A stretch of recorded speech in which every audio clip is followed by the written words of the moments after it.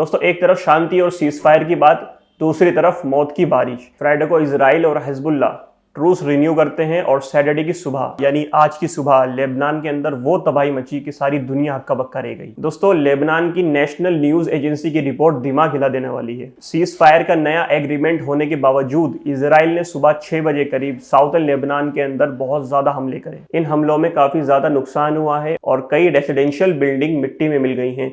इन हमलों में अभी कम से कम 5 लोगों की मृत्यु होने की खबर आई है। हमला इतना ज़्यादा भयानक और सटीक था कि इस बात से अंदाज़ा लगाएं कि सुबह 6 बजे करीब जब लोग सब सो रहे थे, अरब सालिम एरिया में इजराइल के फाइटर जेट्स ने 3 लोगों को मार गिराया और उसके ठीक 1 घंटे बाद तकरीबन 7:30 बजे अल दवीर टाउन में एक चलती हुई मोटरसाइकिल के ऊपर ड्रोन से हमला करके उसे उड़ा दिया गया। दोस्तों लेबनान के बाद अब गाजा से भी एक बहुत दर्दनाक खबर सामने आई है। आज सुबह सुबह गाजा शहर की एक रिहायशी इमारत पर इजराइल ने एक काफी बड़ा हवाई हमला किया है। अल थलातनी स्ट्रीट पर मौजूद अल सफादी परिवार के घर पर मिसाइल गिरी, जिसमें 4 लोगों की दर्दनाक मौत हो गई है और कई लोग बुरी तरीके से घायल हो गए हैं। दोस्तों इजराइल ने एक बार फिर साबित कर दिया कि उसके ऊपर भरोसा नहीं किया जा सकता।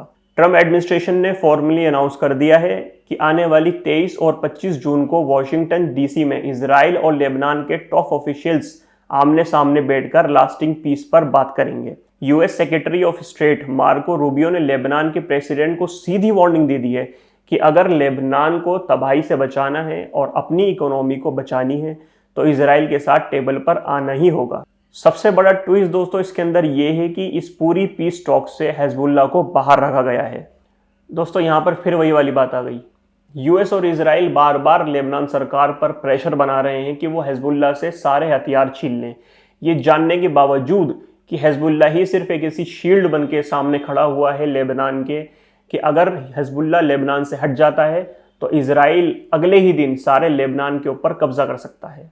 हिजबुल्ला ने साफ मना कर दिया है कि वो ऐसा कोई कदम नहीं उठाएगा और वो अपने हथियार भी नहीं डालेगा।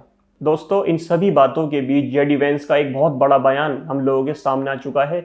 इस बयान ने इजराइल के अंदर तहलका मचा दिया। जेडी वेंस का कहना है कि पूरी दुनिया में प्रेसिडेंट डोनाल्ड ट्रंप ही एक ऐसे अकेले बड़े नेता हैं जिसे इजराइल से हमदर्दी है, क्योंकि हमने देख लिया फ्रांस, इटली, जर्मनी सब ने इजराइल से किनारा करना स्टार्ट कर दिया है। सिर्फ और सिर्फ डोनाल्ड ट्रंप ही एक ऐसा नेता है जिसने अभी तक इजराइल से हमदर्दी रखी हुई है, इजराइल का साथ नहीं छोड़ रहा। दोस्तों हम सबको पता है कि ये हमदर्दी क्यों है।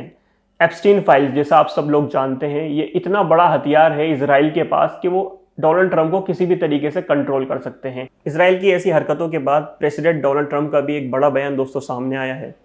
ट्रंप ने एनबीसी को बताया कि मैं हमेशा नेतन्याहू के साथ अच्छा था, मतलब मैं हमेशा उसको प्रायोरिटी देता था, हमेशा उसको एक ढील छोड़ के रखता था। कभी कभी हमें बल का नहीं बल्कि शांतिपूर्वक बैठ के दिमाग से भी सोचना चाहिए। ये सीधा तीखा निशाना था बेंजामिन नेतन्याहू को कि आप ये बस करें और हमें डील को अच्छी तरीके से फाइनलाइज करने दें, क्योंकि अभी सिर्फ पीस टॉक का पहला ही फेज क्लियर हुआ है। इसके बाद भी ईरान के साथ कई सारी मीटिंग्स होंगी और आगे परमाणु हथियार को लेकर भी डिस्कशन होगा।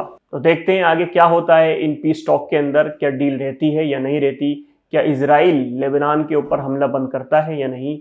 तो देखते रहिए मेरा चैनल। मिलता हूँ आपसे एक और नई वीडियो में, तब तक के लिए टेक केयर।